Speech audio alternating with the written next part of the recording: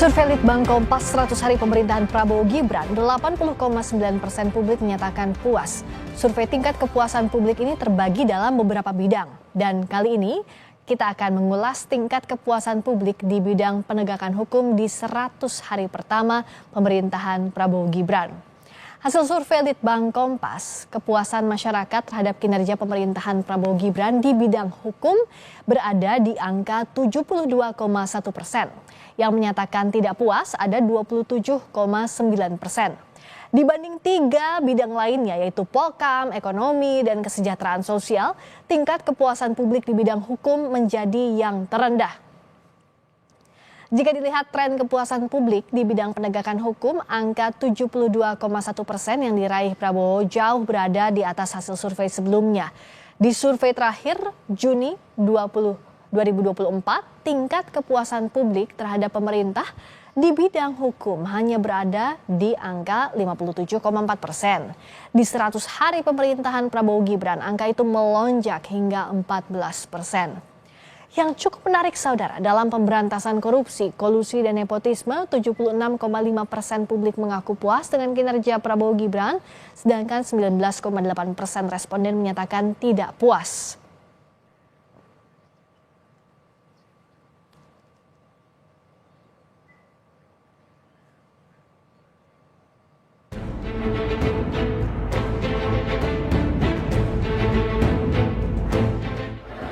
Saya akan sisihkan anggaran khusus untuk pemberantasan dan pengejaran koruptor ini. Kalaupun dia lari ke Antartika, aku kirim pasukan khusus untuk nyari.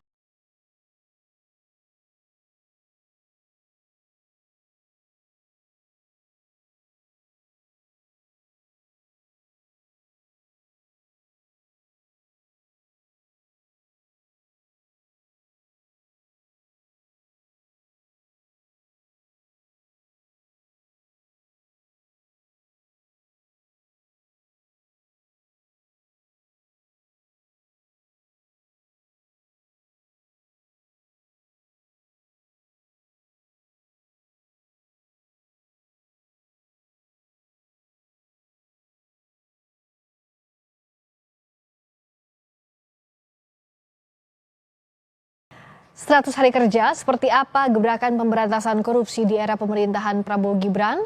Kita ulas lengkapnya bersama Kepala Departemen Hukum Tata Negara FH Universitas Gadjah Mada, Zainal Arifin Mukhtar, dan politisi Gerindra sekaligus Ketua Umum Lisan, Hendarsam Marantoko. Selamat malam Mas Uceng, juga Bang Hendarsam. Selamat malam, Assalamualaikum warahmatullahi wabarakatuh, Rizka, Mas Uceng. Waalaikumsalam warahmatullahi wabarakatuh. Kalau kita lihat dari angka surveinya, ini kan persepsi publik, ada harapan di sana. Kalau dibandingkan dengan Polkam misalnya, bidang hukum ini masih paling rendah dibandingkan juga dengan kesejahteraan sosial dan ekonomi. Nah, dari Bang Hendarsam, gebrakan apa sebenarnya yang jadi prioritas Pak Prabowo di bidang hukum khususnya? Jadi kan melihatnya seperti ini ya, bahwa di 100 hari itu adalah waktu yang sangat singkat. Di beberapa rezim pemerintahan sebelumnya, malah 100 hari itu hanya dijadikan sebagai green design untuk menerapkan langkah-langkah prioritas pemerintahan ke depannya. Tapi ternyata di dalam 100 hari pemerintahan Pak Prabowo, beliau sudah langsung eksekusi. Jadi tidak hanya sekedar menetapkan grand design saja, tapi sudah di beberapa bidang, termasuk di masalah penegakan hukum, sudah melakukan eksekusi langsung secara strategik, termasuk salah satunya di bidang hukum. Sehingga oleh karena itu tingkat kepuasan publik terhadap kinerja pemerintahan Prabowo Gibran kaitannya dengan masalah hukum 72% itu melonjak tinggi. Catatan saya di akhir pemerintahan rezim Pak Jokowi itu cuma 37%. Jadi hampir 2 kali lipat daripada itu. Jadi memang ada harapan di situ. Ya. Jadi itu yang menurut kita paling penting. Oke, spesifik saya mau ke Mas Uceng. Ini kan 100 hari ibaratnya honeymoon, masih panjang perjalanannya. Tapi kalau kita bicara dari pemerintahan ke pemerintahan, bidang hukum ini selalu punya tren yang paling sulit untuk kerja-kerjanya dinilai publik sebagai kerja maksimal dari masing-masing pemerintahan. Nah, kalau Mas Uceng lihatnya, apa yang belum dilakukan di 100 hari ini dan harus dikebut oleh pemerintahan Pak Prabowo? Sebelum ke situ ya, Mbak Friska, saya kira yang pertama orang harus belajar untuk membaca data dengan baik. Data itu sangat bergantung banyak faktor. Ya. Misalnya bergantung apa yang ditanyakan, bagaimana metode pertanyaan, bagaimana metode menyusun wawancaranya, bagaimana menyusun responden, ada banyak sekali faktor. Satu. Kemudian yang kedua, sebenarnya menarik juga pernyataan tadi bahwa Pak Prabowo sudah mengeksekusi langsung. Tapi kalau ditanya di bidang hukum apa yang dieksekusi langsung? Karena saya kira nggak ada juga. Coba disebutkan saja misalnya. Contoh misalnya 3 hal di bidang hukum yang dieksekusi langsung. Karena saya kira kalau soal HAM, saya kira tetap berantakan ya. Sektor perundang-undangan saya kira malah setting ke belakang. Karena banyak undang-undang dibuat malah kebut-kebutan gitu kan. Dan di akhir zaman Jokowi ya, dan di awal zaman Prabowo saya kira belum ada satupun yang dieksekusi yang itu memenuhi harapan publik. Kalau dikatakan kinerja kejaksaan, kepolisian, dan KPK, mohon maaf, saya kira kejaksaan masih yang sama orangnya, kepolisian masih yang sama sebelumnya, lalu kemudian KPK juga mengalami perubahan, tapi perubahannya tidak juga dianggap sebagai luar biasa oleh publik. Ya. Jadi saya kira begini, ada banyak dugaan kenapa angka itu menjadi tinggi. Kita nggak bisa mengatakan langsung ujuk-ujuk bahwa ini ada yang langsung dieksekusi. Jangankan publik, kita aja belum tentu bisa menyebutkan 3 hal yang dieksekusi langsung, yang berdampak langsung oleh masyarakat, diketahui masyarakat, dan terukur oleh masyarakat. 3 hal saja. Saya tidak paham. Banyak orang yang tidak paham. Tapi saya nggak tahu masyarakat dari mana kemudian menilai, kemudian bisa menyampaikan itu. Yang ketiga, hal yang paling penting begini. Sebenarnya ya, kalau kita mengukur hal penegakan hukum, biasanya riset-riset dan survei itu selalu berkaitan dengan tragedi, berkaitan dengan kasus besar yang ada, berkaitan dengan sesuatu yang sedang terjadi dan diukur langsung oleh publik. Kita ingat di zaman Pak Jokowi, ketika kasus Sambo naik, itu sempat mengalami penurunan. Tapi begitu Pak Mahfud melakukan terobosan-terobosan penanganan Sambo, itu kemudian naik, rebound. Gitu. Saya kira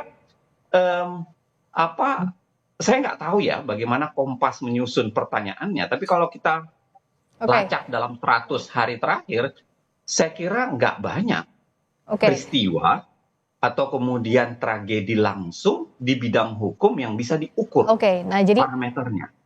Kalau dari Mas Hendar Sam, coba di-mention dulu apa yang, kalau tadi disebutkan terobosan, apa yang memang sudah dilakukan di bidang hukum? Jadi melihatnya kan secara filosofi begitu, bahwa seperti yang sering diungkapkan oleh Pak Prabowo, ya kan, kalau ikan tuh kepalanya harus sehat dulu, harus segar dulu. Jadi itulah antitesa apa yang saya sampaikan, ya, apa yang disampaikan oleh tadi Mas Uceng, bahwa kan polisi masih tetap sama, jaksanya masih tetap sama, tapi yang harus dicatat bahwa pemimpin negara ini berbeda. Dan oleh karena itu, ketika pemimpin sudah menunjukkan komitmennya untuk melakukan pemberantasan korupsi, dan kemudian juga sudah memberikan statement yang sangat jelas, ya, sangat clear, ya, terkait dengan bagaimana pemberantasan korupsi ini ke depan, maka itu merupakan sebuah harapan yang cerah bagi masyarakat. Jadi artinya Bang Hendar Sam lebih ke harapan yang diberikan Pak Prabowo begitu, janji pemberantasan korupsi itu. Ya kan, kalau Mas Uceng ingin men-challenge apa yang dikatakan oleh Litbang Kompas, ya itu monggo. Kita kan nggak masuk ke arah situ. Karena kita nggak pernah juga mengharapkan atau kita berkoordinasi dengan Litbang Kompas. Oh tentu tidak, itu kan Iya. sepenuhnya dibiayai oleh Litbang Kompas. Bukan ke sana pertanyaan Iya. saya, tapi apa yang sudah dilakukan menurut Bang dan Hendar ini- Sam yang sudah dilakukan selain tadi Gini. janji itu? Makanya nggak usah jauh-jauh. Bagaimana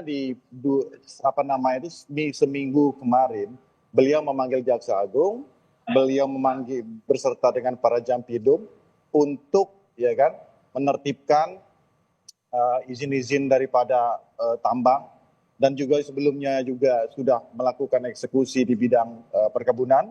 Bagaimana kita sudah bisa mendapatkan pemasukan negara ya kan dari denda contohnya ya sebesar 300 T dan sudah ada di kas sebesar 120 triliun. Ini kan merupakan sebuah bukan angka yang kecil menurut kami kan seperti itu. Jadi hal-hal tersebut yang harus dilihat. Jadi tentunya 100 hari ya dibanding bukan merupakan hanya merupakan waktu yang pendek dibanding 1.825 hari pemerintahan 5 tahun pemerintahan beliau. Tapi dari sini kita bisa melihat, kita bisa optimis bahwa ke depannya ya pemerintahan ini akan tetap berjalan memisahkan ya. Kita akan memasuki era baru ya, memisahkan antara hukum dan politik. Bagaimana hukum berjalan dengan sendirinya tanpa ada intervensi dari politik ya, dan politik berjalan sendiri tanpa harus di atas hukum itu sendiri. Kalau dari Mas Uceng sebenarnya apa yang harus pemerintah lakukan kalau memang mau serius di bidang hukum? Jangan hanya misalnya janji untuk memberantas korupsi, untuk menegakkan hukum dan lain-lain. Apa sebenarnya yang harus jadi prioritas oleh pemerintah? Dan juga jangan terjebak dengan populisme. Persepsi secara general publik baik, tapi kan persepsi belum tentu sesuai dengan apa fakta yang dikerjakan oleh pemerintah. Nah, artinya apa PR yang harus dikerjakan pemerintah, Mas Uceng? Saya sebenarnya begini, sederhana saja. Kan saya minta sebutkan saja 3 hal yang langsung terukur. Kalau tadi disebutkan tidak ada yang terukur tuh. Janji-janji itu jangan salah, Jokowi jauh lebih kuat janjinya. Kalau kita baca 2014 di awal itu lebih lengkap menurut saya nawacitanya dibanding Astacita, menurut saya ya, kalau baca bidang hukumnya. Plus kalau kita bicara soal majalah internasional, menaruh New Hope, di dalam negeri saya kira tinggi. Pak Jokowi langsung mencontohkan tidak beli maung, tapi kemudian naik pesawat komersil dan lain sebagainya. Saya kira kalau contoh clear itu tinggi sekali. Tapi enggak juga naik. Saya kira bukan itu, nggak bisa kita bahas untuk mengatakan omon-omon tingkah laku 1-2 itu langsung bisa menaikkan. Ya, itu satu. Kemudian yang kedua begini, kalau kita lacak baik-baik ya, sebenarnya manggil Jaksa Agung itu dilakukan Pak Jokowi juga di awal. Di bulan Desember dia sudah melakukan konsolidasi. Mulai dari polisi, Jaksa Agung.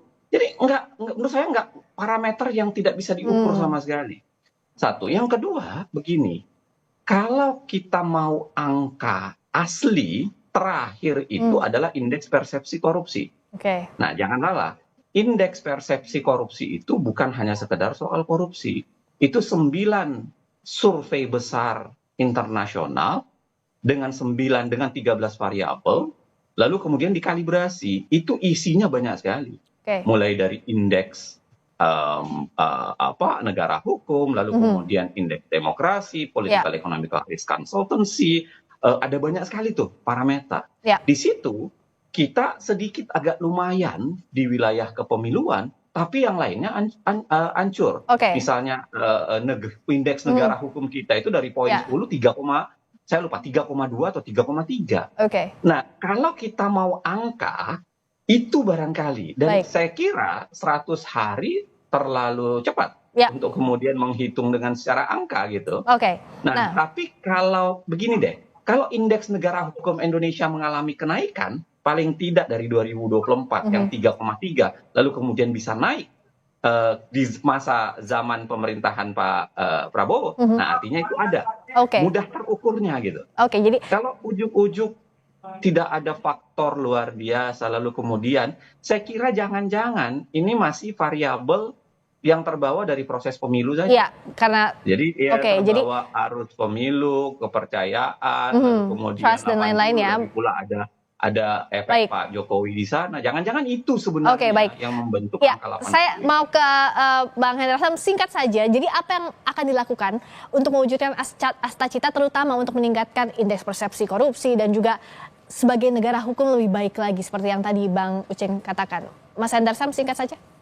Iya, bahwa memang yang pasti keseriusan ya. Kalau saya mau kasih contoh ya, ini banyak sekali. Catatan saya juga udah banyak nih. Oke, tapi singkat saja apa? Tapi nggak usah stepnya? ya, nggak usah kita. Jadi bahwa contoh seperti kasus masalah pagar laut, kami berkomitmen keras, kita berkomitmen keras, ini akan kita usut sampai ke akar-akarnya. Oke. Bahwa pembentuk, Baik. bahwa jadi begini ya kan, Ya. bagaimana kita menganalogikan Dewi Temis ya, Dewi Keadilan, bahwa pemberantasan korupsi itu tidak boleh pandang bulu, Oke, tidak baik. boleh melihat kepada siapa yang ada di belakangnya, ya kan? Baik. Tidak boleh melihat kepada hitung-hitungan politik. Itu saya rasa paling penting untuk dilakukan pada saat ini, perbaikan kita ke depannya. Sehingga oleh karena itu, Ya.